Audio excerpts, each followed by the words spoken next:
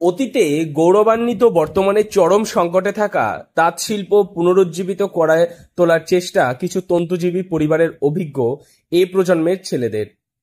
যেখানে আধুনিক রেপিয়ার মেশিনের তৈরি শাড়ির রমরমা বাজার একের পর এক গ্রাস করছে হস্তচালিত তাঁতকে, সেই সময় দাঁড়িয়ে নতুন করে তাঁত কারখানার উদ্বোধন শান্তিপুর উইভার স্টোরির।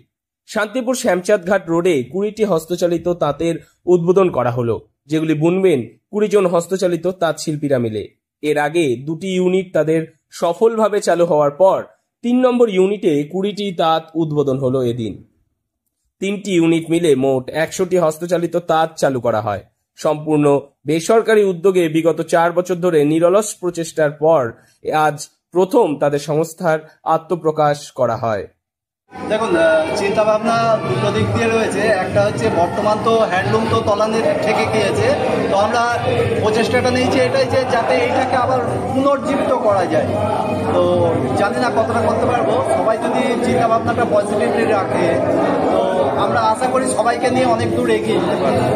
গত 4 বছর ধরে লড়ে যাচ্ছে এর জন্যে, তো আজকে আমরা যে নামটা নিয়ে এগোনোর চিন্তা ভাবনা রয়েছে আমাদের অনেকদিন ধরেই, এটাকে আজকে আমরা আত্মপ্রকাশ করলাম। এটা প্রায়শই হস্তচালিত তাঁতের বাজার সম্পর্কে গেল রব ওঠে, কিন্তু একসময় সকাল থেকে রাত পর্যন্ত তাঁতের খটখটানি আওয়াজকেই গর্ববোধ করতেন আপামর শান্তিপুরবাসী, যা আজও তরুণ প্রজন্মের মুখে মুখে শোনা যায়। তবে সেই সময়কার গণীয় তা হয়তো অনেকেই করেন না। বাজার খারাপ হওয়ার কারণে যে যার মতো হস্তচালিত শিল্পীরা পেট চালানোর জন্য ভিন্ন ভিন্ন পেশায় নিযুক্ত হয়েছেন, ফলে হস্তচালিত তাঁত শিল্প তলানিতে ঠেকেছে। অন্যদিকে আধুনিক প্রযুক্তির ফলে বিভিন্ন পাওয়ারলুম, জ্যাকার্ড মেশিন এবং অত্যাধুনিক রেপিয়ার মেশিনে বোনা অল্প পয়সায় কম সময় শাড়ি তৈরির প্রবণতা বেড়েই চলছিল। তবে পুনরায় হস্তচালিত তাঁতের সংস্থা উদ্বোধন হওয়াতে কিছুটা হলেও ধীরে ধীরে হস্তচালিত তাঁত পুনরুজ্জীবিত হবে বলেই মনে করছেন বিভিন্ন তাঁতিরা।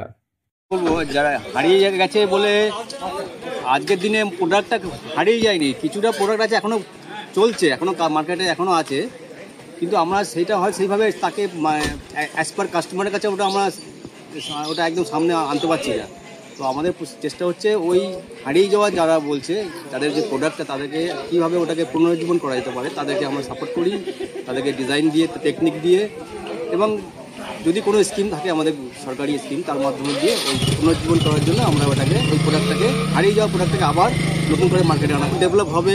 আজকের দিনে তো কেউ প্রযুক্তি টেকনোলজি আমরা কেউ আটকাতে পারি না, কিন্তু হ্যান্ডলুমের যে ওয়ার্ক, হ্যান্ডওয়ার্কে সেই হ্যান্ডওয়ার্কে আলাদা একটা ক্যাটাগরি, সেই যে ক্যাটাগরিকে টোটালি পাওয়ারলুমে করা সম্ভব নয়। যেগুলো আমাদের হাতেই সম্ভব হয় সেগুলো কোনোদিনই পাওয়ারলুমে সম্ভব হয় না, কিন্তু তার কাস্টমারের কাছে আমাকে ওই জায়গাটা দেখাতে হবে যে এটা টোটালি হাতের কাজ, যেটা কোনোদিনই পাওয়ারলুমে সম্ভব হ্যান্ডলুমে।